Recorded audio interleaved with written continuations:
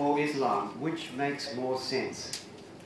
Well, let me draw your attention to the state of affairs in the Islamic world today and see if that makes sense. I watched the SBS news the other day. The first news item was about violence in Syria.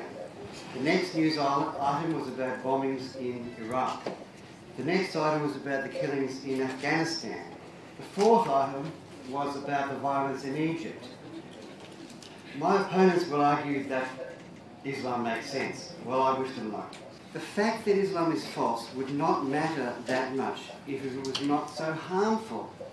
So this is the second major reason that Islam does not make sense. It does not do Muslims any good.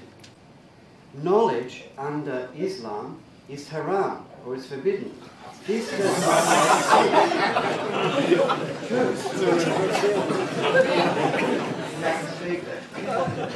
but it's actually worse than that. Rahmatullahi wa barakatuh. Brothers, sisters and friends, I hope what I'm going to say now is not taking out of my time, because I follow an ethical tradition, and that ethical tradition is when you intellectually engage with others, you can't lie. So I'm very close to walking out, but I'm not, because I want to respect all of you. But I want to ask Mr. Perkins a question. You said knowledge is haram in Islam. I want you to give me the proof. Well, you said knowledge is haram, forbidden in Islam. I want textual proof from the Quran or the Sunnah, the prophetic traditions. If you don't do that, either admit you're lying or you're misinformed.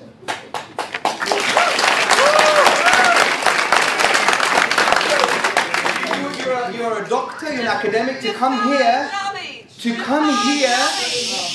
all types of knowledge. To come here and to actually spew lies is unethical, it's demeaning, it's disrespectful, and it just shows bad on the atheist tradition. Okay. So please give me evidence why knowledge is haram in the Islamic tradition. What I said was... You said knowledge was haram? Yes.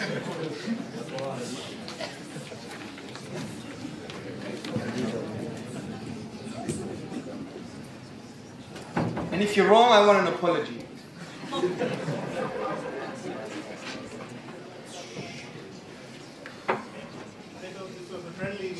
It is very friendly. I'm just trying to teach people manners.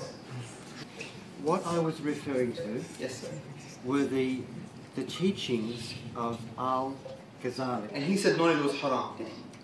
What he said was that reason and... I've read a book by Al-Ghazali. Okay, what I said that he said was, okay, reason and rationality are useless and should be condemned.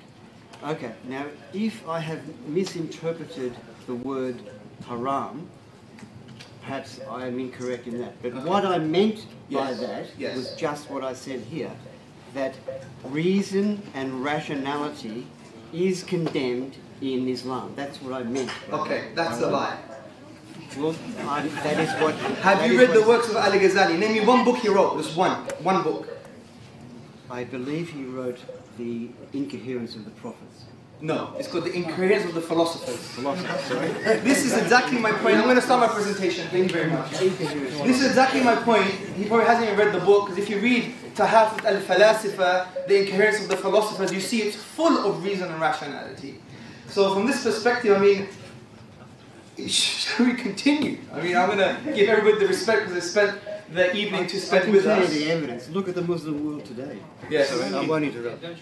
But that's quite interesting, because, you know, let's jump on the bandwagon, because if we were in Islamic Spain a few hundred years ago, you'd be saying the opposite. You'd be saying, look at the atheists, look at Europe, they're all dark, and they're in a medieval dark quagmire of anti-rationality. But look at Islamic Spain, as Professor Thomas Arnold said, that it was Muslim Spain that facilitated the Renaissance and the Enlightenment for Europe. So this is a historical fallacy that you're talking about. Let's talk about the mainstream academia. They consider the Quran as a very intrusive text, almost to impose itself on the inner dimensions of man. But the way it tries to impose itself is by positively engaging with your intellect and with your psychological disposition. And the way the Quran achieves this is by asking profound questions. وَفِي أَنفُسِكُمْ أَفَلَا تُبْصِرُونَ. And in themselves, do they not reflect? أَوَلَمْ يَتَفَكَّرُوا فِي أَنفُسِهِمْ. Do they not ponder within themselves? وَكَذَلِكَ نُفَصِّلُ الْآيَاتِ لِقَوْمٍ يَتَفَكَّرُونَ. And thus do explain our signs and evidences for those who reflect. The Arabic word يَتَفَكَّرُونَ, do you know what it means? It doesn't mean just reflect. Don't just go to Google and pick things about Ali Ghazali that is a lie. Don't go to Google and say knowledge is haram. Don't use Google as your master and your sheikh and your authority. We don't want Googleisms anymore. We want nuanced discussion. Rather, what the Quran is saying, the thing that you're reflecting upon, you must inquire deeply about its implications. Be people of depth, not of Google. Yeah? Don't do Google and internet scholarship. Be a proper intellectual, okay? So,